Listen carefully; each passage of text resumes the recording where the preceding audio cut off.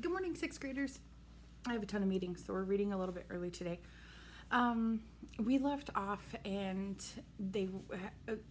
Percy and Annabeth and Grover, we were talking about how Grover had saved their lives, and they were trying to make him feel better because he was feeling sad about the death of a new character named Talia that we've only heard kind of a little bit about.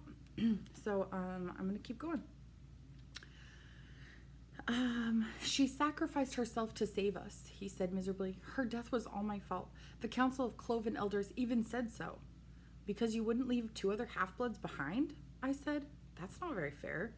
Percy's right, Annabeth said. I wouldn't be here today if it weren't for you, Grover, and neither would Luke. We don't care what the Council says. Grover kept sniffling in the dark. It's just my luck. I'm the lamest satyr ever, and I find the 2 most powerful half-bloods of the century, Talia and Percy. You're not lame, Annabeth insisted. You've got more courage than anyone I've ever met. Name one other who would dare go to the underworld. I bet Percy is really glad that you're here right now. She kicked me in the shin. Yeah, I said, which I would have done even without the kick. It's not luck that you found Talia and me, Grover. You've got the biggest heart of any satyr I've ever met. You're a natural searcher. That's why you'll be the one who finds Pan. I heard a deep, satisfied sigh. I waited for Grover to say something, but his breathing only got heavier. When the sound turned to snoring, I realized he'd fallen asleep.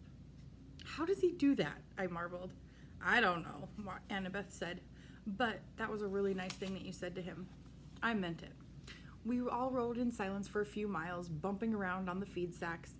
The zebra munched on a turnip, and the lion licked the last bit of hamburger meat off of his lips and looked at me hopefully. Annabeth rubbed her necklace like she was thinking deep, strategic thoughts. That pine tree bead, I said. Is that from your first year? She looked. She hadn't even realized what she was doing. Yeah, she said. Every August, the counselors pick the most important event of the summer, and they paint it on that year's beads. I've got Talia's pine tree, a Greek trimeme on fire, and a centaur in a prom dress. Now that was a weird summer. And the college ring is your father's? That's none of your... She stopped herself. Yeah, it is. You don't have to tell me. No, it's okay. She took a shaky breath. My dad sent it to me folded up in a letter 2 summers ago. The ring was like his main keepsake from Athena. He wouldn't have gotten through his doctoral program at Harvard without her. It's a long story. Anyway, he said he wanted me to have it. Then he apologized for being a jerk, said he loved me and missed me, and he wanted me to come home and live with him. That doesn't sound so bad. Yeah, well, the problem was I believed him. I tried to go home for that school year, but my stepmom was the same as ever. She didn't want her kids to be put in danger by living with a freak. Monsters attacked, we argued a ton. Monsters attacked, we argued even more. I didn't even make it through the winter break. I called Chiron and I came right back to Camp Half-Blood. Do you think you'll ever try to live with your dad again? She wouldn't meet my eyes. Please, I'm not into self-inflicted pain. You shouldn't give up, I told her. You should write him a letter or something. Thanks for the advice, she said coldly, but my father's made his choice about who he wants to live with. We passed another few miles in silence.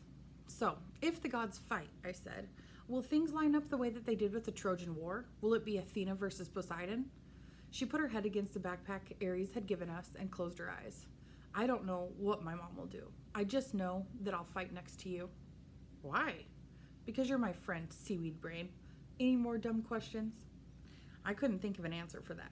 Fortunately, I didn't have to, because Annabeth fell asleep.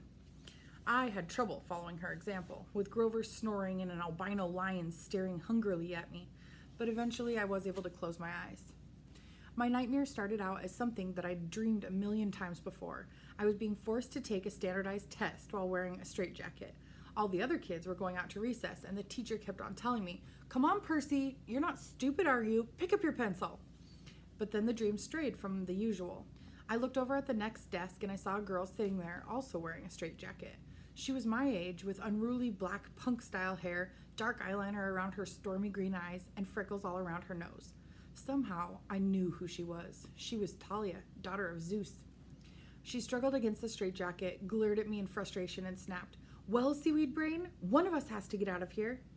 She's right, my dream self thought. I'm going back to that cavern. I'm going to give Hades a piece of my mind. The straitjacket melted off me, and I fell through the classroom floor. The teacher's voice changed until it was cold and evil. echoing from the depths of the great chasm. "Percy Jackson," it said. "Yes, the exchange went well, I see." I was in the back of a dark cavern, spirits of the dead drifting all around me. Unseen in the pit, the monstrous thing was speaking to me, but this time it wasn't addressing me. The numbing power of its voice seemed to be directed somewhere else. "And he suspects nothing?" it asks. Another voice, one I almost recognized, answered at my shoulder. "Nothing, my lord. He is as ignorant as the rest." I looked over, but no one was there. The speaker was invisible. "Deception upon deception," the thing in the pit mused aloud. "Excellent." "Truly, my lord," said the voice next to me, "you are well named the Crooked One, but was it really necessary? I could have brought you what I stole directly." "You?" the monster said in scorn. "You have already shown your limits. You would have failed me completely had I not intervened." "But, my lord—" "Peace, little servant. Our 6 months have brought us much. Zeus's anger has grown, Poseidon has played his most desperate card, and now we shall use it against him. Shortly you shall have the reward you wish, and your revenge, as soon as both items are delivered into my hands. But wait, he is here." "What?" The invisible servant suddenly sounded very tense. "You summoned him, my lord?" "No." The full force of the monster's attention was now pouring over me, freezing me in place. "Blast his father's blood! He is too changeable, too unpredictable. The boy brought himself hither." "Impossible!" the servant cried. "For a weakling such as you, perhaps," the voice snarled. Then its cold power turned back on me. So you wish to dream of your quest, young half-blood? Then I will oblige." Then the scene changed. I was standing in a vast throne room with black marble walls and bronze floors. The empty, horrid throne was made from human bones, all fused together. Standing at the foot of the dais was my mother, frozen in shimmering golden light and her arms outstretched. I tried to step toward her, but my legs wouldn't move. I reached for her, only to realize that my hands were withering to bones. Grinning skeletons in Greek armor crowded all around me, draping me with silk robes, wreathing my head with laurels that smoked with chimera poison, burning into my scalp. The evil voice began to laugh. "Ha ha ha! Hail the conquering hero!" Okay, seems like a good place to stop. See you tomorrow.